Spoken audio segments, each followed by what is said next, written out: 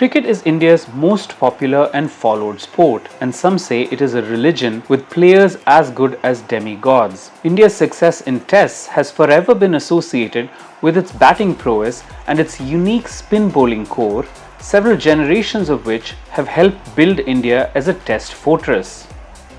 But a breed of fast and furious bowlers in the past half a decade or so have changed the script. India now is a pace bowling superpower, highlighted by Jasprit Bumrah, Mohammed Shami and Mohammad Siraj at the center of it all, and well supported by other stalwarts.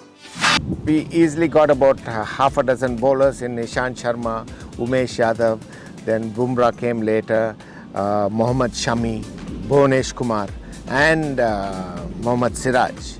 Indian fast bowling looked pretty healthy, but the challenge was to keep them absolutely fit for extended periods of time, so that even when we play abroad and we are playing for four fast bowlers, they are relentless at the opposition.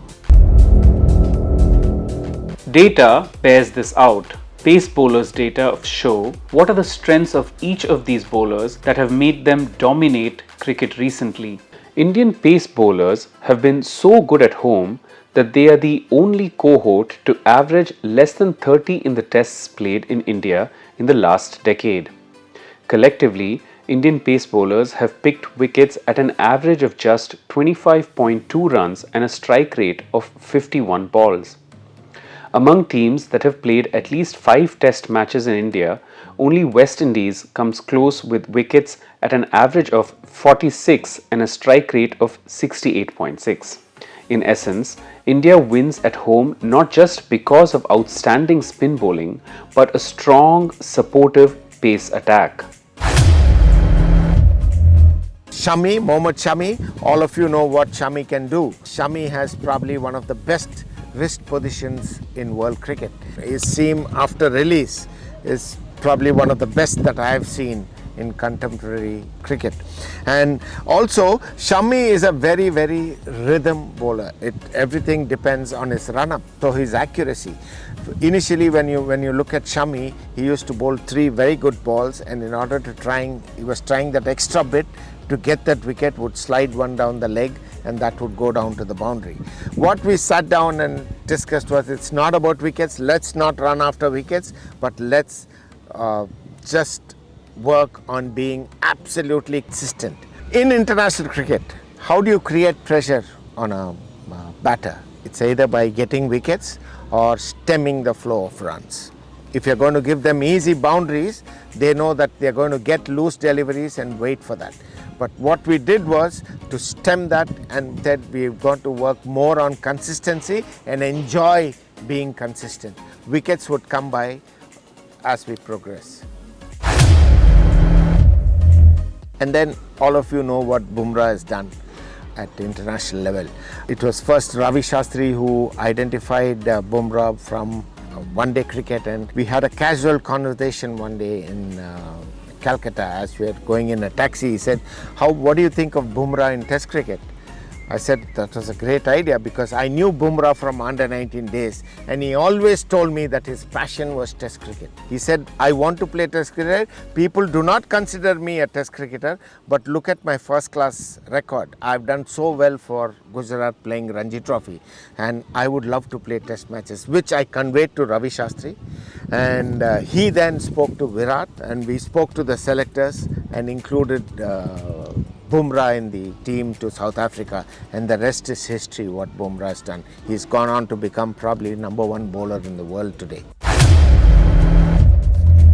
And finally, Mohammad Siraj.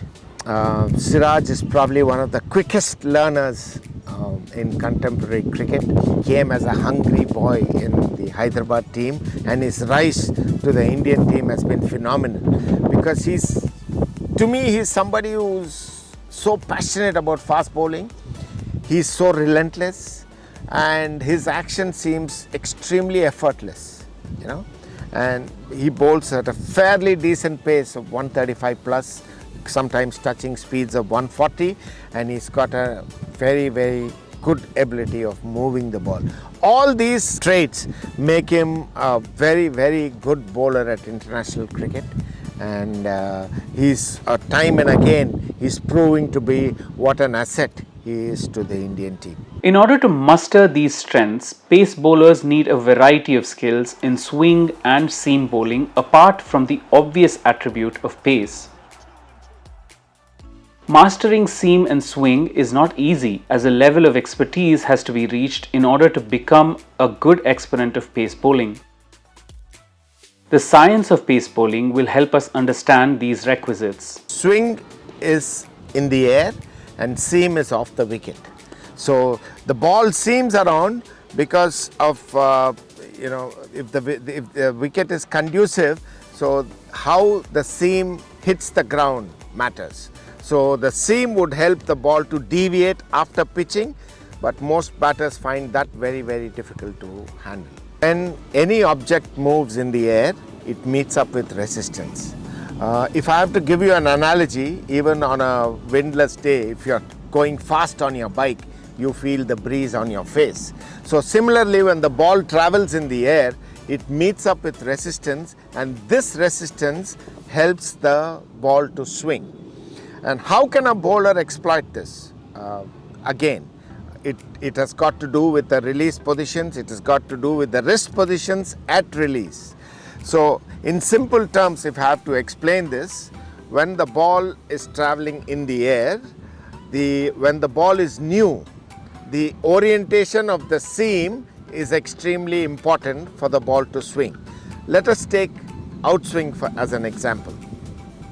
An orientation of 5 to 15 degrees of the seam is extremely important for the ball to swing in the air. I would say the seam should be facing first slip, okay? And when the ball is traveling in the air, both sides the shine is equal. So it meets up with resistance, and on this side of the ball, the air clings on to the ball and separates later, thereby forming a high pressure zone.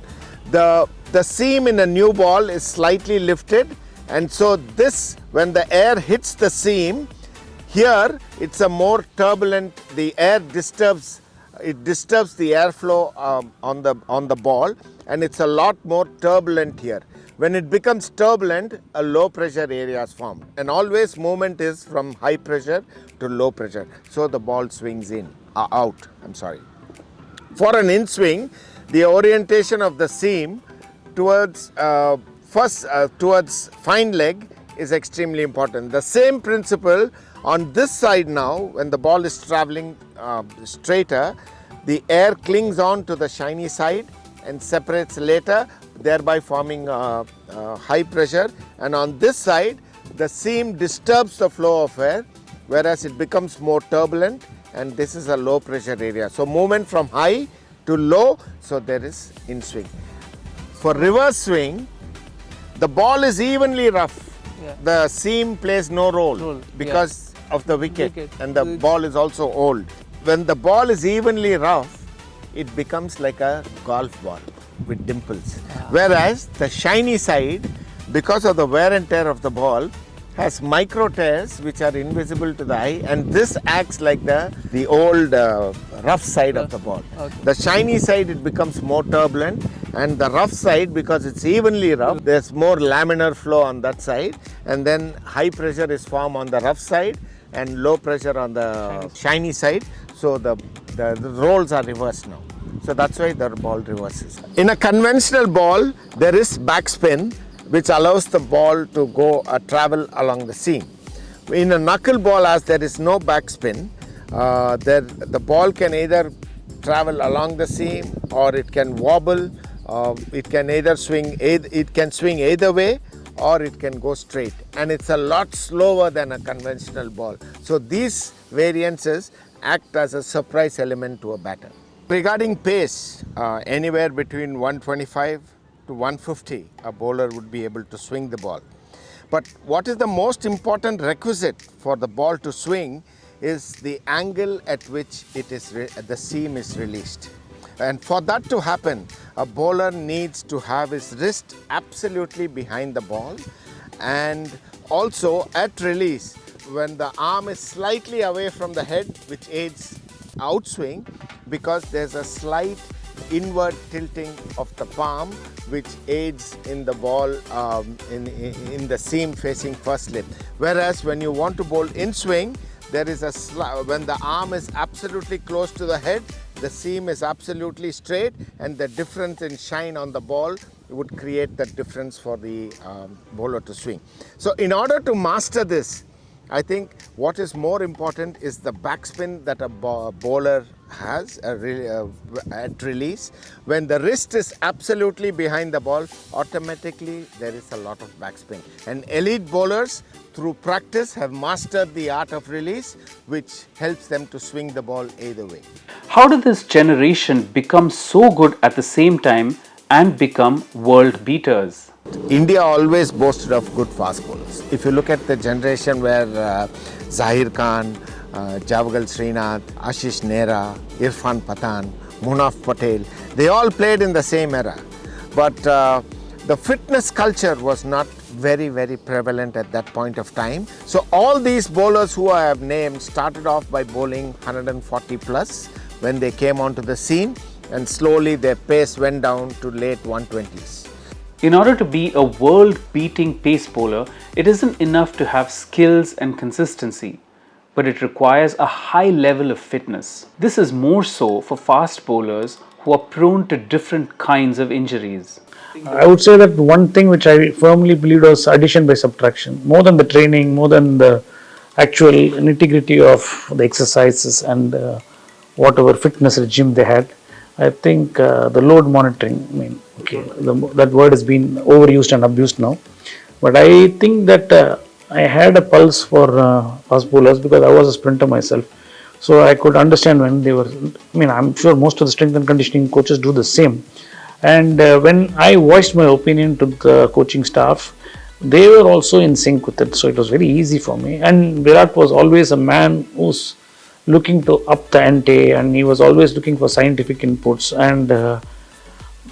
And once we started having measures on load monitoring and who should play when should they practice, when should they take an off, and all those things, it became a little more succinct. And in a year's time, we could nail it and say this is the pattern we want to go. And once we nailed that, I think performance and longevity were the two gifts we got. Obviously, when you were a little younger and starting and you were a little fresher, obviously the wear and tear will eventually take over. Load monitoring, pockets of training, suddenly I'll say let him not bowl, let him only train, then I'll say rest. I think it's extremely important for the bowlers to stay very natural. To give you the analogy, a bowling action is like a handwriting. The way you write an A, B or a C does not change, but each one's style of writing is different. It is important for a coach to observe and understand the style of a bowler and bring his style as close to the basics as possible. That is a challenge. So I would say that observing for a long period of time before understanding what are the necessary adjustments to make. Please underline adjustments and not changes. If you make the right adjustments, it would enhance a bowler. When we took over the Indian team, I think it was Virat was very passionate about Test cricket, and he wanted India to be number one in Test matches. So was Ravi Shastri. I think they complemented each other, and so then came about a meeting when we decided, if you want to be the number one Test team in the world, what are the requisites for you in order to achieve that? So we sat down and decided that you need a bunch of fast bowlers who would be, for you to be number one team, you have to win matches abroad. And in order to do that, you need quality fast bowlers. Not just one or two, but at least 4 fast bowlers operating at any given point of time. So that we went about identifying those very fast bowlers who would be able to do it. And also we had to monitor their fitness and their workloads. Finer coaching, better emphasis on fitness, visionary captaincy and management. These have been the key reasons for India's current pace bowling generation to rise and thrive. Of course, none of these factors would matter if there was no talent to work with. And thankfully, in a country of 1.4 billion, there would never be a dearth of talent.